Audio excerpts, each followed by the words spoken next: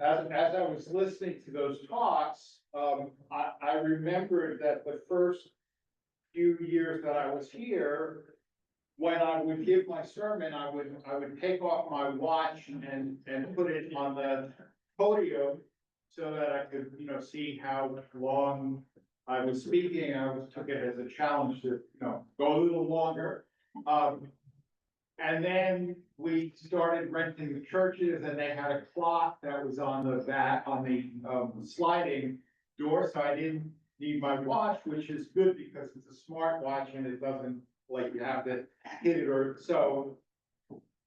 But I know how long my manuscript is, so we'll see.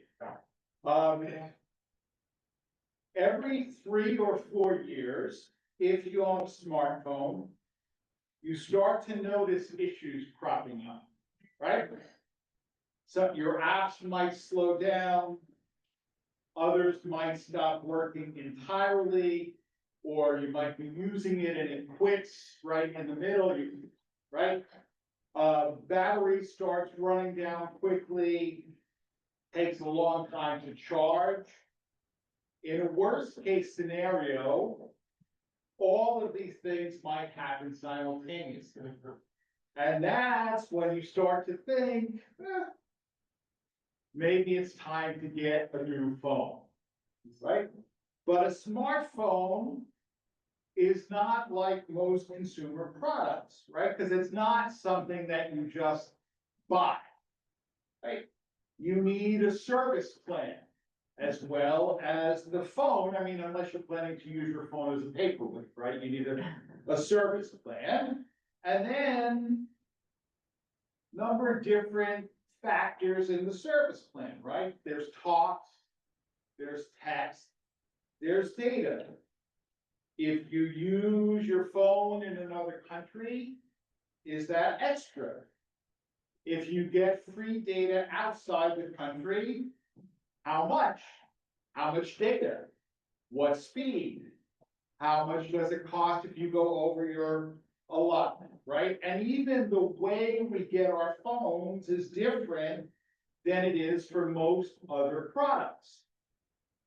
Now, you can technically just buy a phone, pay full price for it, and then you get a service plan from any carrier, right? But most people get a highly subsidized phone from your carrier. Your free phone, which isn't really free, because it requires you to keep your plan for a certain number of years, and if you don't, you owe them a lot of money, right? So a couple of weeks ago, our phones reached that point where it was time to think about getting new phones. So I started looking, well, not only what phones are available, but does it make sense to switch carriers? Right, and I discovered that, and I'm not being paid for this, but I discovered that T-Mobile offered a slightly lower price point than Verizon and a free subscription to Apple TV Plus, which I've been thinking about getting for a long time and never did. Now I have it for free, thanks to T-Mobile. Berkeley has Netflix for free, thanks to T-Mobile, because, and, so on and so forth. And in the extremely unlikely case that Helen and I ever travel to Europe, we get free text and data in Europe. So with a little trepidation, we took the plunge and we switched carriers. Now, when we switched carriers, was that a change or was that a transition? Right? What's the difference? Right? Well, students of organizational behavior will tell you that there is a difference between a change and a transition. William Bridges, who literally wrote the book, actually a number of books, about transition says that change is situational, but transition is a complex psychological process of reorientation. A complex psychological process of reorientation. Now, when I canceled the Verizon service and Guillermo at the T-Mobile store handed me 4 new phones, don't ask why 4, okay? Well, that was a change. But it was only once the new phones were activated that we began the transition. Now, our new phones are Samsung Galaxy S25s. The previous ones were Galaxy S22s. Not that different. Wasn't so hard to learn how to use them. And Samsung offers this nifty little app called Smart Switch. It copies all your apps and your data from your old phone to the new phone. And Smart Switch works exceedingly well, except when it doesn't. Right, so 2 weeks later, I find myself going to use an app and it's not there. Right, I mean, it's not there, this really happened to me, okay? I went to use Adobe Scan because I was in a different shul and there was a prayer from a Siddur that we don't have, and I went to scan that prayer with my phone on Adobe Scan. No Adobe Scan, right? So in the middle of the church, I gotta download it, right? And then, oh, I'm not logged in, right? And it doesn't remember the password manager doesn't remember my password. And the brain doesn't remember the password, right? So this is transition, right? The complex psychological process of reorientation. And this transition is still going on and probably will for some time. Now, William Bridges says that changes fail when not enough attention is paid to the process of transition, right? We're used to linear stories, right? We're used to a story that has a beginning, a middle, and an end.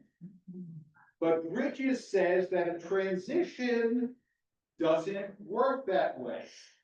Transition doesn't begin with the beginning. A transition begins with an end, right? When you let go of the old reality and your old identity. And unless people can make a real ending, they will be unable to make a successful beginning, right? So transition starts with the ending, and then the second phase of transition is called the neutral zone. The neutral zone is a no man's land where people are, to borrow a phrase from the poet Matthew Arnold, wandering between 2 worlds, one dead, the other powerless to be born. The neutral zone is a time and state of being in which the old behaviors and attitudes die out. And people go dormant for a while as they prepare to move in a new direction. It's a dangerous time for organizations, but it's also a time when innovations and experiments have an especially good chance of succeeding. Only after you go through the first 2 phases of transition can people deal successfully with the third phase, beginning over again with new energy, a new sense of purpose, a new outlook, and a new image of themselves. If you try to get people to make a new beginning without going through the first two phases, the transition is going to fail. Now, Kilat Shalom, we're facing change and we're facing transition. And it's important, and it's no accident that we have a transition committee, right? And frankly, it's no accident that I suggested that name. Because this is material with which I was familiar, okay? Change and transition are related but distinct processes. And here, Bridges wrote an article, and Bridges was a Roman Catholic, but he wrote an article that helps us to see that our Jewish tradition prepares us to understand this more than most other Americans, right? Because Americans, we think that successful change is simply a matter of turning the right switch, right? And you see this, I mean, at least people like me who work in and follow closely the American Jewish community, right? We are constantly searching for the magic bullet that will save American Jewry, right? For a while, it was birthright Israel, right? 3 10-day trips to Israel, which I am in favor of, okay? But that's not going to save the American Jewish community because there's no silver bullet, right? So first the silver bullet was birthright Israel. Then it was independent minions. Then it was non-denominational synagogues, and let me tell you, virtually every non-denominational synagogue is headed by a conservative rabbi, right?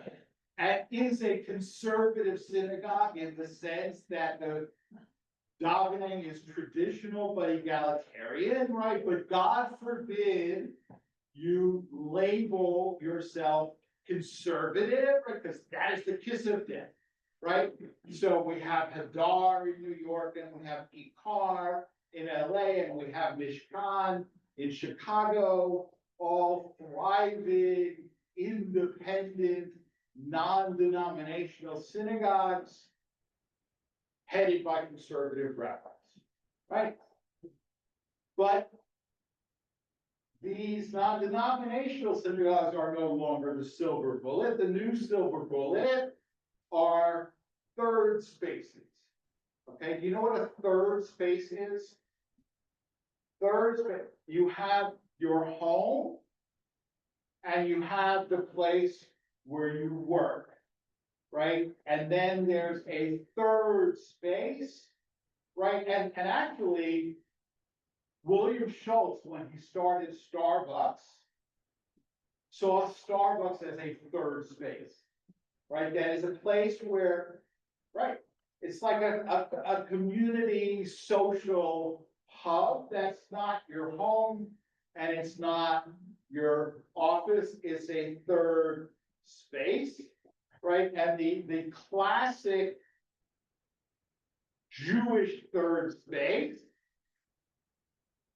right here in the area, 6th and I, right? 6th and I is a third space, right? And now there's a third space in Baltimore, Shire Tefillah, not to be confused with the Shire Tefillah in Olney, right? It is an old synagogue built in the early 1900s, I think, in Druid Hill.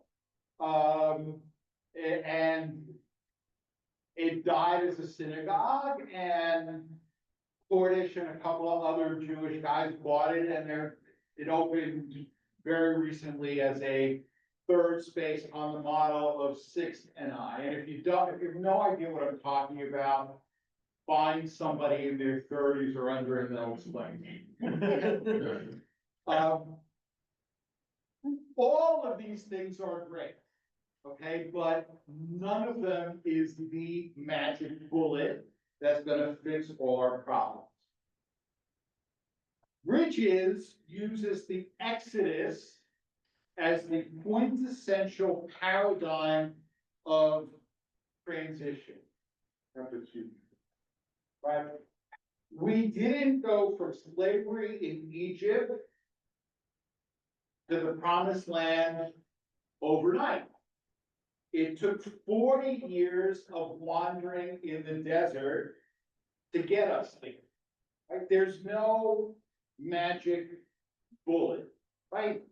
So, but when an organization is hit by plagues, at first, the tendency is to think that a few adjustments here and there will fix the problems. But eventually it becomes clear that what is needed is really a profound organizational transformation. But at the same time, you have to protect the people from the worst dangers of the plagues, right? Which in the Torah is symbolized by smearing the blood on the doorposts, right? So Bridges writes, we need to handle matters in such a way that the destruction of the old system does not damage the elements from which the new system will be built. So we have to identify, gather together, educate the pivotal people who will realize the new vision and bring the organization to its promised land. If we don't do that, these people may well be lost in the chaos that accompanies transition, right? And if you look at the desert period, right, like from the middle of Exodus to the end of Leviticus and Numbers, right? Every third sentence, what do they want to do?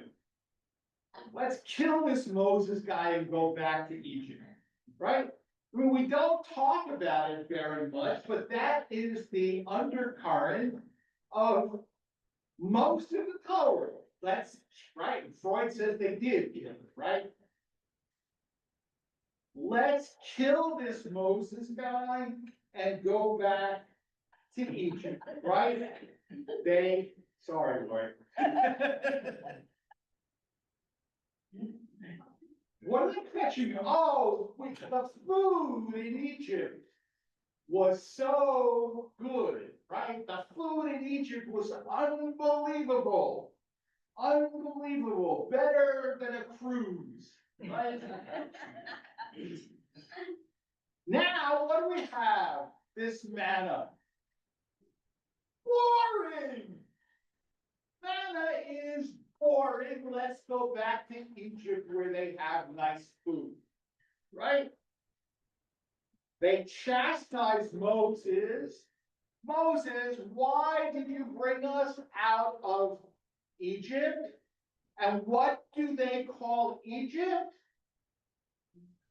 A land flowing with milk and honey, right? It's what I call selective nostalgia, right? Selective nostalgia, right? Oh, the good old days when you could buy a house for $10,000 and a car for 500 and gas was a nickel a gallon, you know, and drug prices were reduced by 1,300% and so on and so forth. And that nobody ever says, oh, the good old days when I made $20 a week, right? Right. We want 1950 prices and 2025 wages, right? I would take that, right? But that's not the way it works, right? Selective nostalgia, right? But Bridges, and when I read that article, and this is really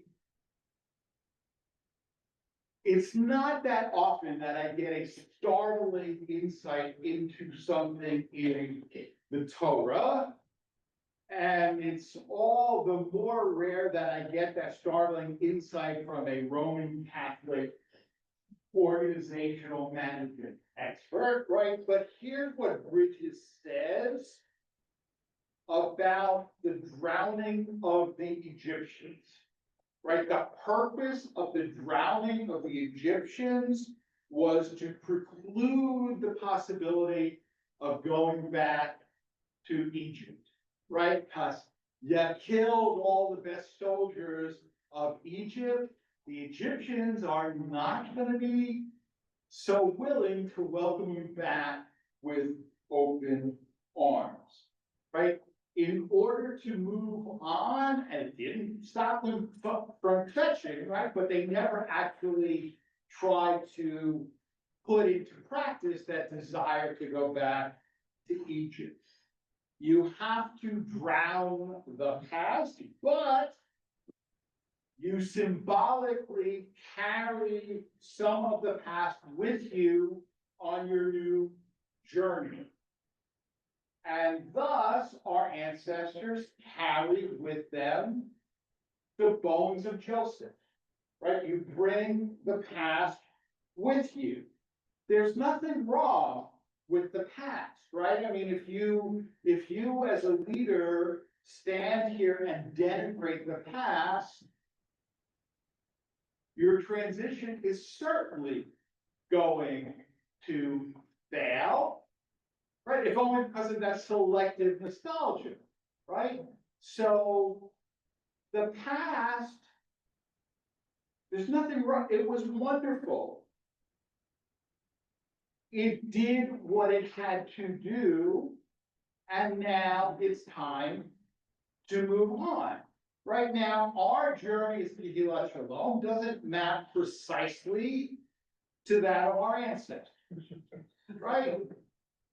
We've got plagues, but no, but it really, I mean, in terms of the chronology, right? Because in the Exodus, the 10th plague marked a definite ending, right? Because these stories begin with an end, right? A transition starts with an end, not a beginning. And also the biblical Israelites knew where they were going.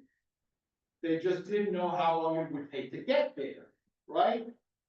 So we're not precisely like that, right? We believe we're close to a sale, but negotiations have not concluded, okay? And here's something, and you know, it's astonishing to me that I managed to live 64 plus years and never realized this, but both in terms of, you know, maybe, you know, I was hit by a car in December, and right, the other guy's insurance company says, yeah, we gotta pay you, right? It's just a matter of figuring out how much, right? I was hit by a car December 14th, December 20th, they said, yeah, we gotta pay you. It's today, what, September 23rd? I still have not seen the check, okay? And, you know, all of these negotiations are taking much longer, right? And I mean, some of the people leading this are lawyers, some of them are spouses of lawyers, right? So, but I hope I don't get sued for saying this, okay? Every time lawyers are involved, it's going to take twice as long as you think it should or anticipate, and Lori's making a make it. Twice would be great. Twice would be great, okay? So, right, okay, so we believe that we are close to a set. Right now, do we believe it? Our lawyer believes it, and our agent believes it, right? They presumably know this stuff, right? But it's not done yet, right? And similarly, we have identified really by consensus, right? A place where we would like to go, right? And almost half of the membership of the shul took place in that town meeting, which was, especially given the history of this shul, remarkably harmonious and cooperative and good spirit. It really is. I mean, all of you should pat yourselves on the back, right? Because this is not easy stuff, right? This is not easy stuff, but we're doing it, and we're doing it without turning on each other so far. Right. But, so we know where we want to go. Okay, so let's go there. Well, we need the money from the sale before we can do that, right? I mean, unless, if somebody has a couple $100,000 that they'd like to donate as soon as Yom Tov is over, I can skip the next part of the sermon. So it might be worth it.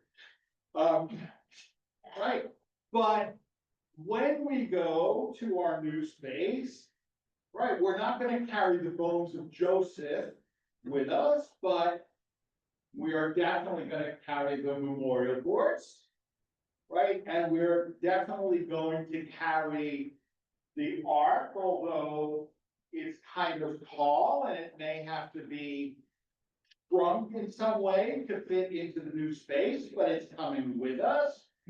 And as much of the artwork as we can take is gonna come with us. And the reader's desk and the podiums, those are all coming with us, and those are pretty much like non-negotiables in terms of looking for a new space.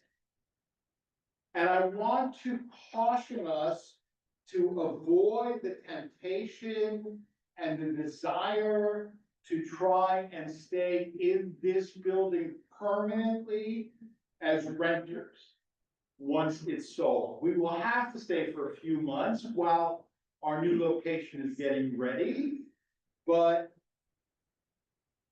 and I know that there are some people say, oh, it won't be so terrible, rent and blah, blah, blah.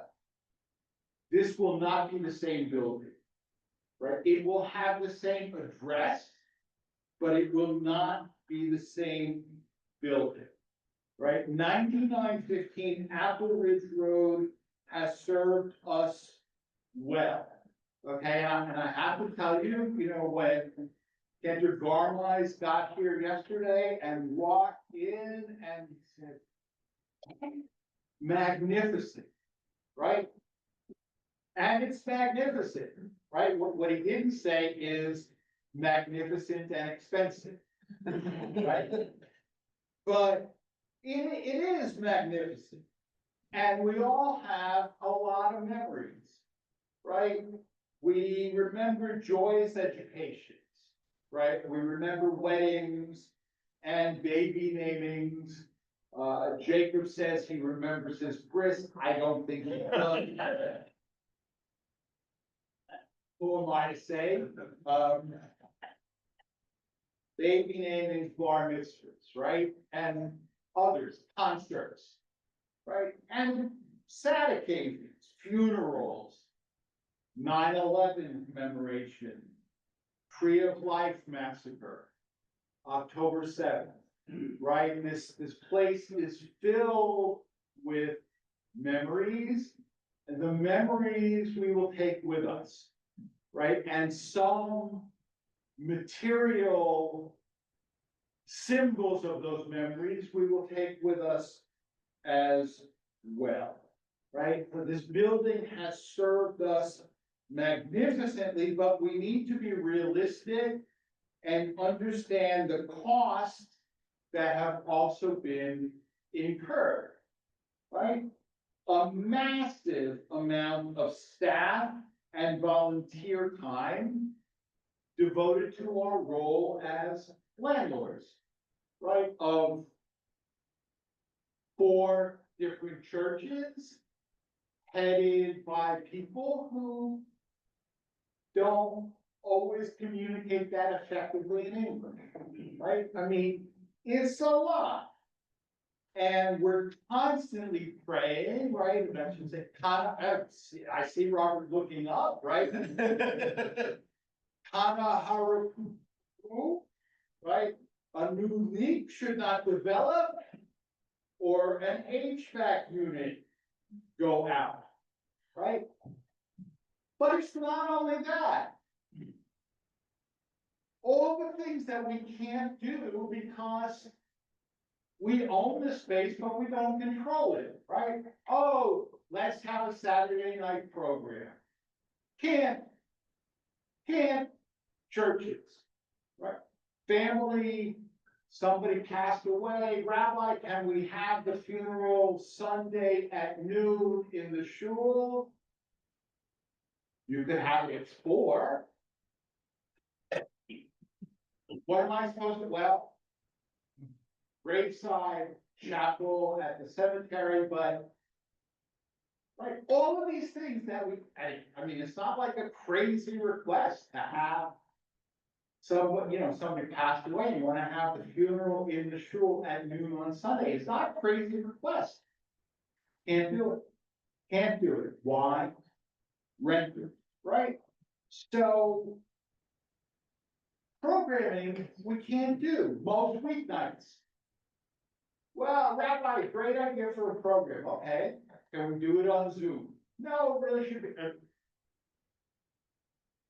Do it Monday night, because that's the night that there are no churches. No, I really have, no, then we can't do it, right? I mean, it constrains our ability and, the petty annoyances that you wouldn't know necessarily unless you're like one of the 9, 10 security people, okay? But you come in here on a Saturday morning and there's a drum set in front of the ark, right?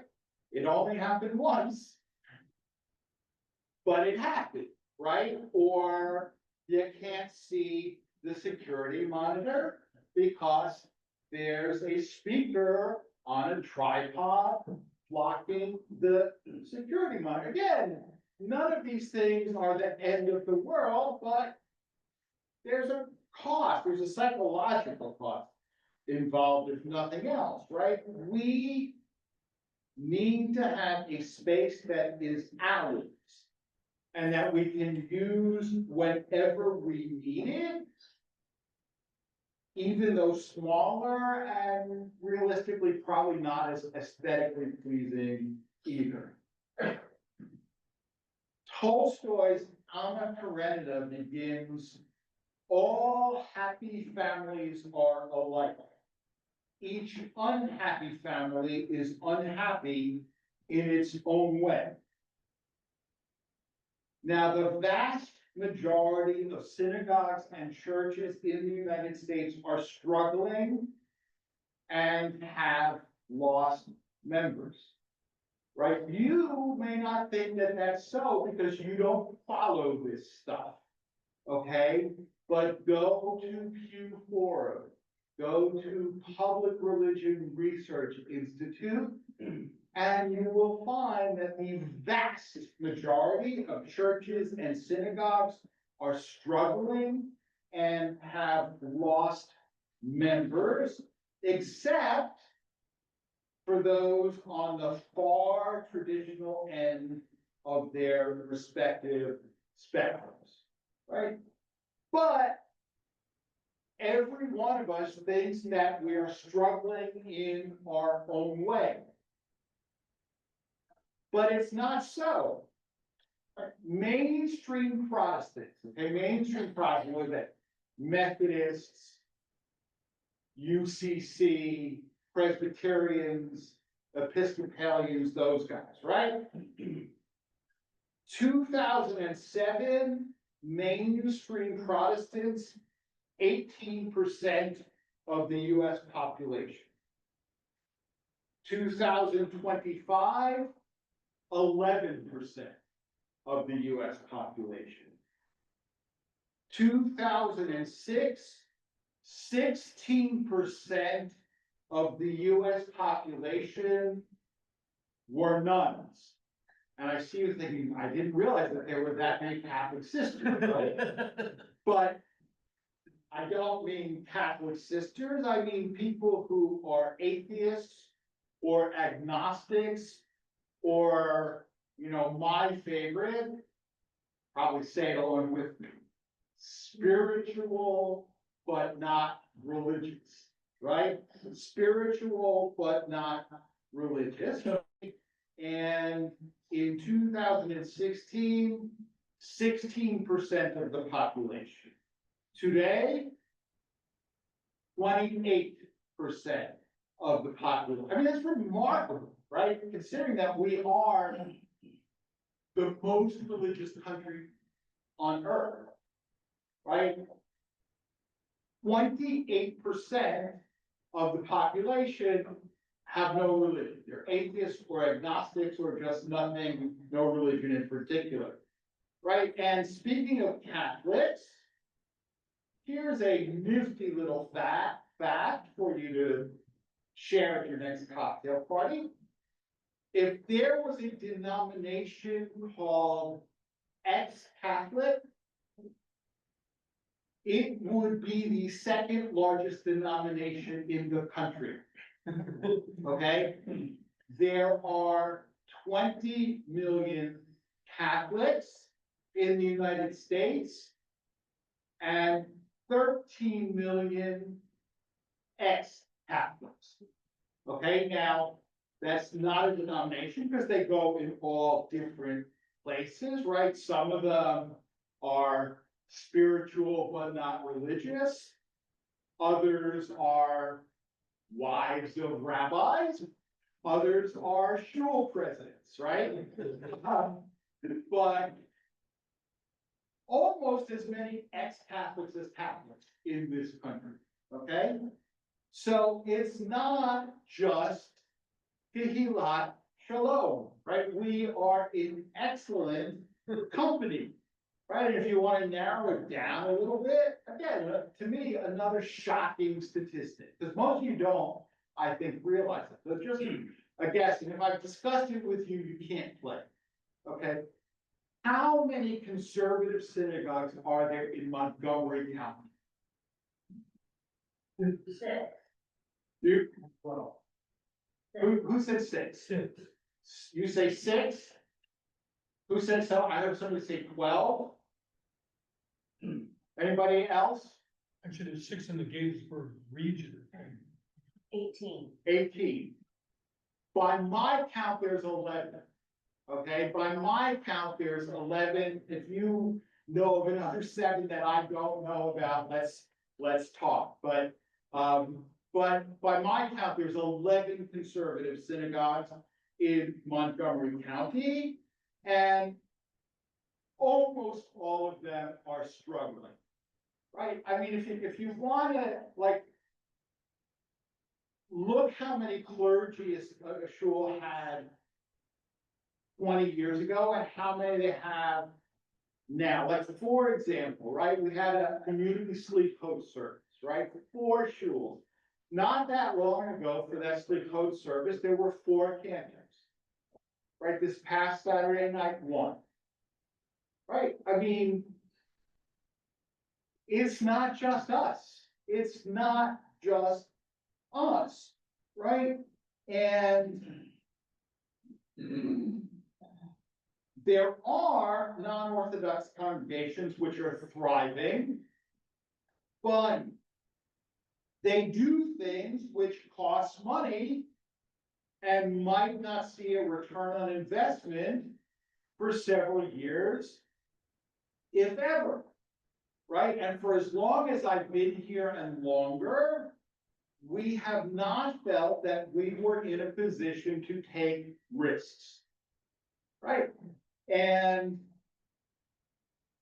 the proceeds from the sale of this building, we need to use those proceeds as a cushion to try new things, right? Knowing that if we try something and it doesn't work out, it doesn't mean the end of Kehilat Shalom, right? Which it would have prior, because no money to risk, there's no money to risk, and I understand. Now, Yogi Berra once, right? How many rabbis quote Tolstoy and Yogi Berra in the same sermon, right?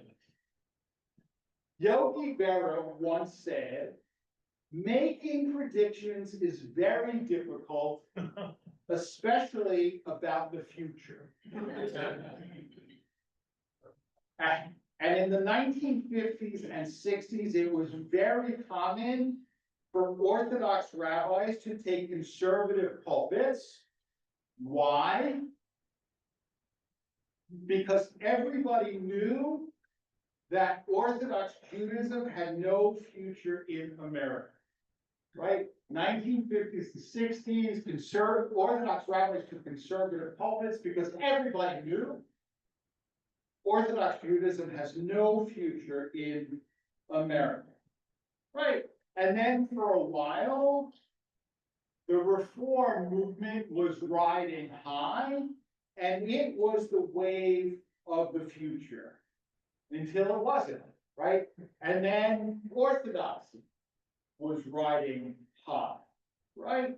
But now Reform synagogues are starting to face the same challenges as conservative ones. In both Baltimore and Cleveland, two historic Reform temples founded in the 1800s recently merged into one. Okay, you've got in Baltimore, you have Oheb Shalom and Har Sinai. Har Sinai was founded in the 1860s, Oheb Shalom a little bit later. They merged, right? In Cleveland, the temple and Fairmont Temple merged, right? Massive historic temples merged, okay? And meanwhile, in some places, not everywhere, but in some places, modern Orthodoxy is being torn apart by struggles over the roles of women and over the roles of LGBT people, right? You might say that the modern part of the synthesis is at war with the Orthodox part of the synthesis. All right, so Bridges ended his study of Moses as a transitional leader with the following thought. In the years since World War II, so many things have needed fixing that we have celebrated the role of change agent. Only recently, with the round of mergers, downsizings, and restructurings, have we begun to discover that change itself can be a problem, and that we need leaders who not only create change, but manage transition.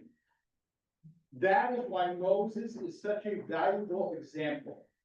He could only break the bondage of the past.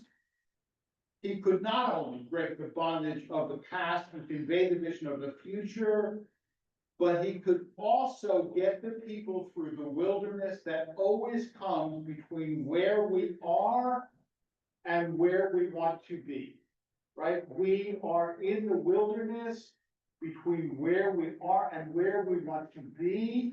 And I firmly believe it is a time of loss, but it is also a time of possibility.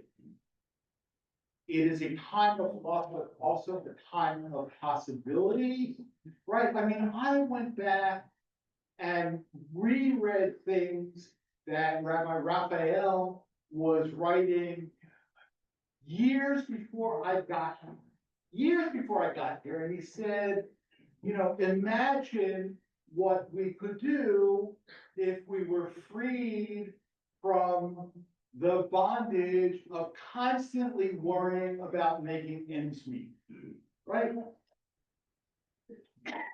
Ford Energy, for 13 and a half years that I have been here, been entirely, right, spent on making ends meet, and anytime there was a suggestion for a new whatever, right, Question is, how much will it cost, right?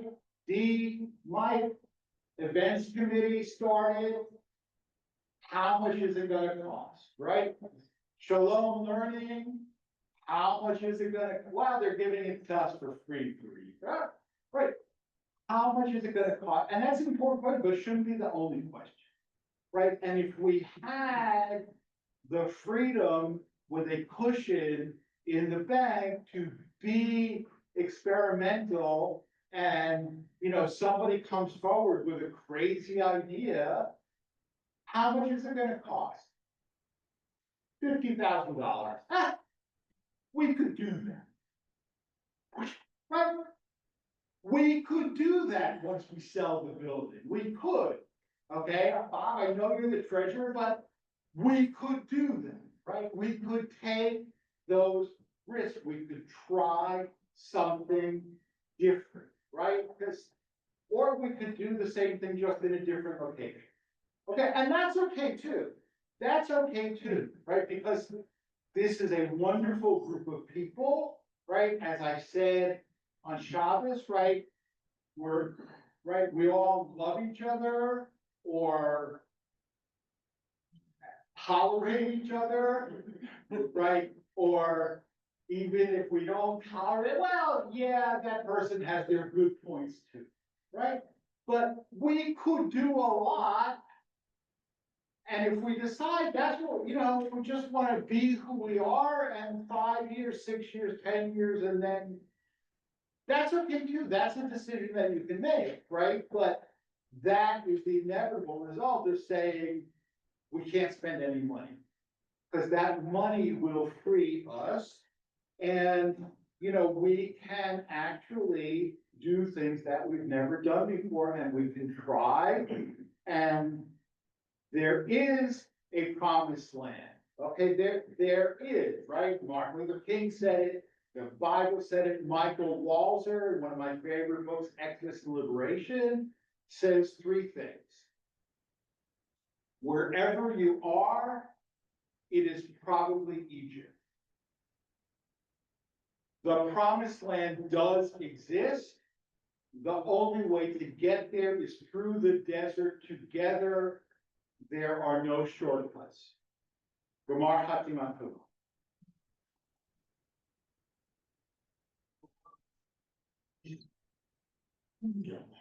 And we continue now with the Kaddish before Musa, page 214, page 214.